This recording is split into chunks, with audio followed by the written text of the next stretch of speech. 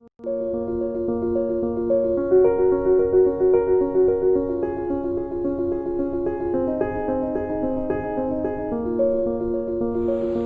बच्चों, आइए हम आपको हिंदी की आपके पठित पाठ्य पुस्तक के हिंदी के कविता आपको बताएंगे, जिसका शीर्षक है प्रियतम। इसके रचयिता हैं श्री सूर्यकांत निराला जी। निराला जी के बारे में आपको हम एक बात बता दें कि निराला जी की ये विशेषता थी कि ये छायावाद के प्रमुख कवियों में से गिने जाते थे और इनके कविताओं में प्रकृति के सौंदर्य का अद्भुत वर्णन मिलता है। प्रस्तुत कविता जो है आपकी छंद मुक्त है, यानी कि इसमें कोई तालबद्धता लयबद्धता नहीं है। इसमें ईश्वर की भक्ति और ईश्वर की उपासना का तरीका बताया गया है कि ईश्वर किसे सबको सबसे प्रिय समझते हैं। आइए बच्चों, बताएं आपको कि आप संसारिकता में कवि ने बताया है कि संसारिकता में रहते हुए भी हम कैसे ईश्वर का ध्यान, मनन, चिंतन, वंदन सब कर सकते हैं। आइए हम इसके साथ ही कविता का प्रारंभ करते हैं। एक दिन विष्णु जी के पास गए नारद जी। एक दिन बच्चों, विष्णु जी के पास, एक बार की बात है कि विष्णु जी के पास नारद जी वैकुंठ गए। पूछा उनसे, विष्णु जी से उन्होंने पूछा, मृत्युलोक में कौन है पुण्य श्लोक भक्त तुम्हारा। मृत्युलोक अर्थात पृथ्वी, धरती पर कौन ऐसा महान भक्त है जो हे ईश्वर आपको अति प्रिय है। तो इस पे विष्णु जी ने क्या कहा कि विष्णु जी ने कहा एक सज्जन किसान। विष्णु जी इस पे कहते हैं कि एक सज्जन किसान मेरा प्रिय भक्त है जो मुझे प्राणों से भी ज़्यादा प्रिय है, उसकी परीक्षा लूँगा। हंसे विष्णु सुनकर यह। नारद जी ने कहा कि मैं उसकी परीक्षा लूँगा। इस बात पे विष्णु जी को बहुत हंसी आ गई कि नारद जी अब चल पड़े मेरे भक्त की परीक्षा लेने के लिए। कहा फिर विष्णु जी ने कहा कि ले सकते हो, कोई बात नहीं, आप उसकी परीक्षा ले लीजिए शौक से। नारद जी चल दिए पहुँचे भक्त के यहाँ। अब नारद जी वैकुंठ लोक से मृत्युलोक पर चल दिए, यानी कि धरती की ओर चले और किसान के घर आ पहुँचे। देखा हल जोत कर आया वह दोपहर को, दरवाजे पर पहुंचकर राम जी का नाम लिया। देखा उन्होंने कि किसान जो है अपने खेतों से हल को जोत कर, यानी कि अपना कार्य करके वे घर आया है और घर आते ही उसने श्री राम का नाम लिया। श्री राम विष्णु के ही अवतार हैं, तो उसने अपने भगवान को नमन किया। स्नान भोजन करके फिर चल गया काम पर। स्नान और भोजन अपना नित्य कर्म किया और फिर वो अपने कार्य के लिए खेतों में चला गया। शाम को आया दरवाजे पर फिर नाम लिया। शाम को जब वो अपने कार्य से निवृत्त हुआ और दरवाजे पर पहुंचा, अपने घर पर पहुंचा, तो फिर प्रभु का नाम वह जपता है कि हे भगवान, आपने मेरा अच्छे से कार्य संपन्न करा दिया, ये काम आपको समर्पित है। एक बार फिर उसने मधुर नाम स्मरण किया। एक बार फिर उसने श्री राम का मधुर नाम याद किया। स्मरण मतलब बच्चों याद किया, बस केवल 3 बार। अब नारद जी को ऐसा लगा केवल 3 बार ही इसने नाम लिया। नारद चकरा गए, नारद को चक्कर आ गया, सोच में पड़ गए नारद। किंतु भगवान को किसान ही यह याद आया, इतने बड़े संसार में केवल 3 बार नाम लेने वाला ये किसान ही भगवान को याद रहा और कोई नहीं याद रहा। गए विष्णु लोग, बोले भगवान से, देखा किसान को दिन भर में 3 बार नाम उसने लिया है।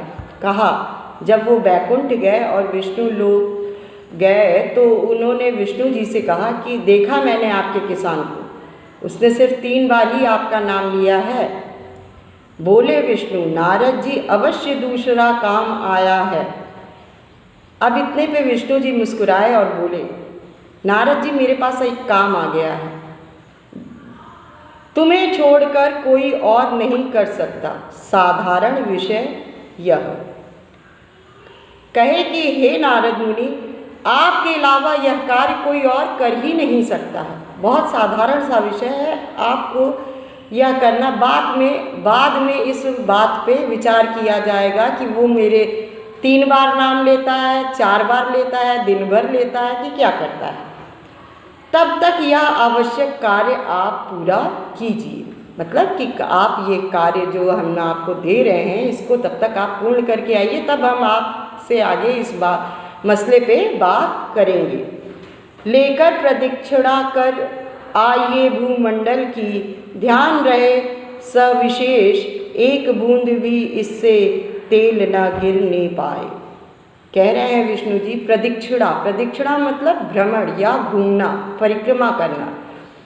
आप भूमंडल की, इस संसार की परिक्रमा करके ये तेल का पात्र लेकर जाइए। पर एक बात विशेष ध्यान रखिएगा कि एक भी बूंद तेल की भूमि पर गिरने ना पाए। लेकर चल दिए नारद जी आज्ञा, पर घृत लक्ष्य एक बूंद तेल उस पात्र से गिरने नहीं। योगी राज जल्दी ही विश्व पर्यटन करके लौटे बैकुंठ को, तेल एक बूंद भी उस पात्र से गिरा नहीं। उल्लास मन में भरा था।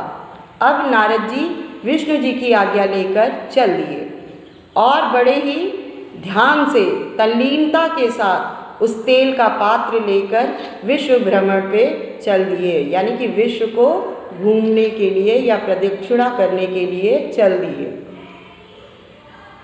और एक भी बूंद तेल की उन्होंने गिरने नहीं दिया। इस पर वे बहुत ही उल्लासित और आनंदित थे। यह सोचकर तेल का रहस्य अवगत हो गया नया। अब उनको तेल का भूमि पे न गिरने का रहस्य पता चल गया। इस बात का उनको एक नया रहस्य मिला कि खूब ध्यान लगा के चलेंगे तो तेल नहीं गिरेगा। बैठाया नारद को देख विष्णु भगवान ने बैठाया स्नेह से। नारद को देखकर विष्णु जी ने बहुत ही प्रेम से नारद को बैठाया। कहा, यह उत्तर तुम्हारा यही आ गया, लो उत्तर भी तुम्हारा यहाँ मिल गया। नारद जी समझ नहीं पाए कि क्या भगवान कह रहे हैं, क्या हरि कहना चाहते हैं, हम समझ नहीं पा रहे हैं। बतलाओ, पात्र लेकर जाते समय कितनी बार इष्ट का नाम लिया। विष्णु जी पूछते हैं नारद जी से कि आप बताइए नारद मुनि कि कितनी बार आप जब तेल का पात्र लेकर भ्रमण कर रहे थे तो अपने इष्ट देव का नाम आपने जपा। एक बार भी नहीं। अब नारद का उत्तर आया कि एक बार भी नहीं। शंकित हृदय से कहा नारद ने विष्णु से। बहुत डरते हुए नारद जी ने विष्णु जी से कहा कि प्रभु, हमने तो एक बार भी नहीं नाम लिया। काम तुम्हारा ही था, क्योंकि आपका ही काम था, आप ही ने हमको दिया था। तो अगर कोई त्रुटि होती तो भी मैं जाता। तो इसीलिए मैं आपका, इसी ध्यान में मैं आपका नाम लेना भूल गया। नाम फिर क्या लेता, और यही बता रहे हैं कि इसी ध्यान में मैं आपका और क्या नाम लेता। विष्णु ने कहा, नारद, उस किसान का काम भी मेरा दिया हुआ। जिस प्रकार से तेल का पात्र मैंने तुमको दिया है विष्णु नारद मुनि, उसी प्रकार से उस किसान, सज्जन किसान को भी जो कार्य वो कर रहा है मेरा ही दिया हुआ है। उत्तरदायित्व कई लदे हैं उसके सिर पे, मतलब एक साथ उसके ऊपर बहुत सी जिम्मेदारियां हैं। सबको निभाता और काम करता वह, नाम भी लेता है वह। सब सारे प्रकार के उत्तरदायित्व जिम्मेदारियों को निभाते हुए भी वह मेरा 3 बार नाम ले लिया।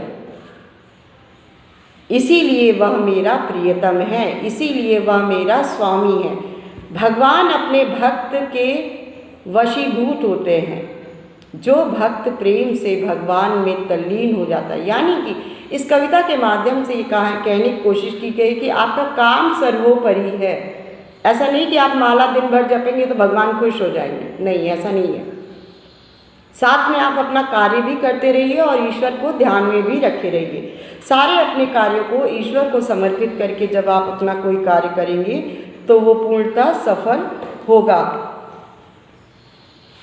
इसी से यह प्रियतम नारद जी लज्जित हुए, कहा यह सत्य है। नारद जी इस प्रकार विष्णु जी की बात सुनकर बहुत ही लज्जित हुए। कहे भगवान तो हरि तो सही कह रहे हैं कि जो सांसारिक मोह माया में रहते हुए भी प्रभु का नाम स्मरण कर सके, यानी कि जो अपने कार्यों में तल्लीन रहते हुए भी ईश्वर का ध्यान कर सके, वही सबसे प्रिय भक्त भगवान का होगा। इसी के साथ ही कविता समाप्त होती है। इसके रचयिता थे सूर्यकांत त्रिपाठी निराला जी। ये छंद मुक्त काव्य है, यानी कि इसमें लयबद्धता तालबद्धता नहीं है। इसके साथ ये वीडियो समाप्त होता है। Have a nice day.